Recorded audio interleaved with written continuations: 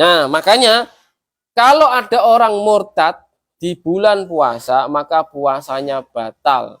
Maka dia wajib mengucapkan 2 kalimat syahadat dulu, ya, dengan kalimat asyhadu alla ilaha illallah wa asyhadu anna muhammadar rasulullah, atau la ilaha illallah Muhammad Rasulullah, ya, la ilaha illallah Muhammad Rasulullah, atau dengan bahasa Indonesia, aku bersaksi bahwa tidak ada Tuhan yang berhak disembah kecuali Allah dan Nabi Muhammad adalah utusan Allah. Ya, aku bersaksi bahwa tidak ada yang berhak disembah kecuali Allah, ya, dan Muhammad adalah utusan Allah. Paham? Nah, maka sah orang itu masuk Islam. Ya. Dan kalau ada orang yang keluar dari agama Islam, maka secepatnya kembali ke dalam agama Islam dengan mengucapkan 2 kalimat syahadat tadi. Bisa dipahami ya? Nah, pintu keluarnya agama Islam itu ada 3, yaitu kufur qauli. Nih, kita kembali ke sini. Kufur qauli yaitu perkataan, seperti mencaci maki Allah. Contohnya orang yang mencaci maki Allah itu Allah tidak adil. Nah, itu namanya mencaci Allah. Gusti Allah pasti adilnya, ya, tidak boleh mencaci Allah dengan tidak adil. Paham ya? Maka sekali-kali jangan mengatakan Allah tidak adil, ya. Ingat ya. Jangan sekali-kali mengatakan Allah tidak adil. Paham? Kalau mengatakan Allah tidak adil, maka harus bersyahadat lagi. Paham ya?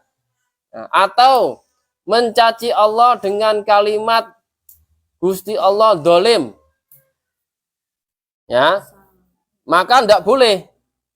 Tidak boleh mengatakan Allah dolim, tidak boleh. Paham ya? Karena seluruh makhluknya ini milik Allah. Jadi hak Allah, terserah Allah, paham? Mau dijadikan apa kita boleh, terserah Allah, paham ya? Nah, maka Allah tidak dolim, paham? Maka tidak boleh mengatakan Allah dolim, tidak boleh. Maka barang siapa orang yang mengatakan Allah dolim, maka wajib hukumnya dia mengucapkan 2 kalimat syahadat untuk masuk Islam lagi. Paham ya? Ya, seperti itu. Ada lagi orang yang mencaci Al-Quran dengan melempar, ya, atau mengatakan Al-Quran tidak benar misalnya. Tidak boleh mengatakan Al-Quran itu tidak benar, tidak boleh. Karena satu-satunya kitab yang ada di muka bumi ini pasti benarnya adalah Al-Quran. Paham ya? Tapi kalau misalnya ada yang mengatakan maknanya tidak benar tapi ayatnya benar, nah itu boleh. Ya. Kenapa? Karena orang boleh memaknai dengan caranya sendiri-sendiri sehingga bisa terjatuh ke dalam kesalahan. Tetapi ayatnya itu tetap tidak boleh dikatakan tidak benar. Paham? Ya. Jadi tidak boleh mengatakan Al-Quran tidak benar. Kalau ada orang yang mengatakan Al-Quran itu tidak benar, maka dia wajib membaca 2 kalimat syahadat lagi untuk masuk Islam. Paham ya? Nah, atau melempar Al-Quran ke tempat yang kotor, maka tidak boleh. Paham ya? Ya, contoh misalnya ada surat undangan yang di situ ada tulisan Bismillahirrahmanirrahim. Paham? Maka harus diselamatkan, tidak boleh dibuang sembarangan. Diselamatkan dengan cara menaruh di tempat yang baik atau dibakar. Ya, dibakar dengan niat menyelamatkan agar tidak ditaruh sembarangan. Nah, apalagi dibuang di tempat sampah. Tidak boleh ya. Harus dibakar biar tidak ditaruh sembarangan. Walaupun itu dengan huruf bahasa Indonesia. Paham ya?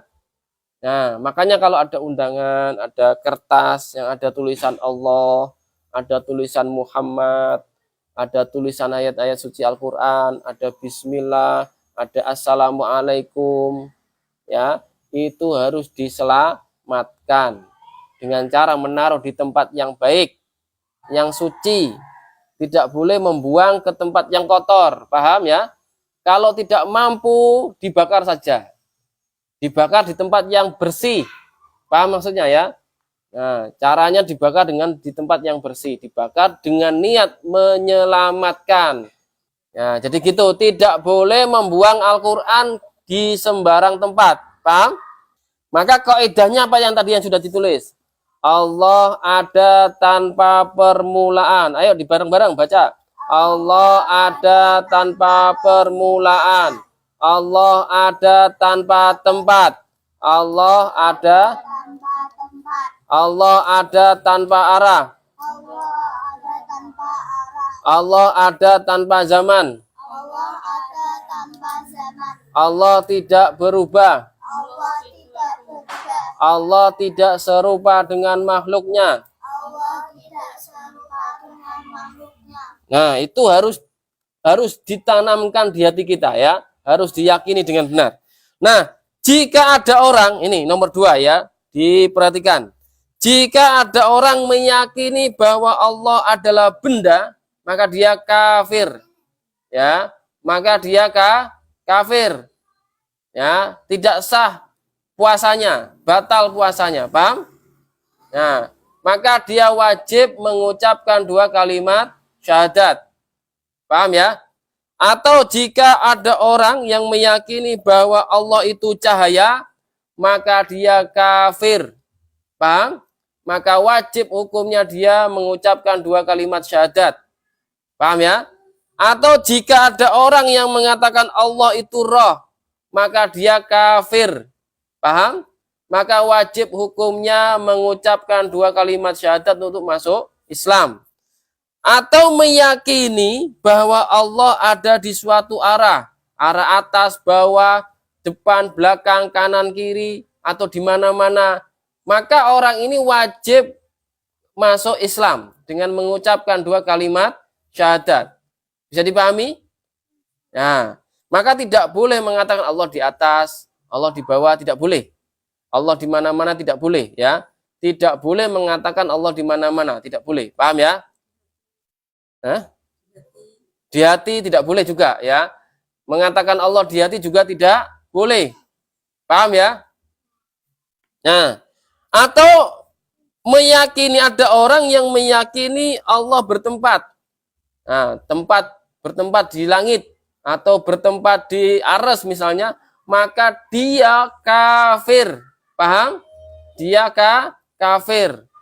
Keluar dari agama Islam. Tidak sah puasanya, batal puasanya, dan dia wajib kembali ke dalam agama Islam dengan mengucapkan 2 kalimat syahadat. Paham ya? Nah, apalagi ada orang yang meyakini Allah duduk. Ya. Nah, duduk itu sama dengan kita ini duduk. Ini duduk, paham? Kucing bisa duduk nggak? Bisa. Ya, anjing bisa duduk. Ya kan? Maka kalau ada orang yang meyakini Allah duduk di atas arsy ya, maka dia kafir, menyamakan Allah dengan anjing, menyamakan Allah dengan makhluknya. Paham? Maka dia kafir, maka dia harus mengucapkan 2 kalimat syahadat untuk masuk Islam.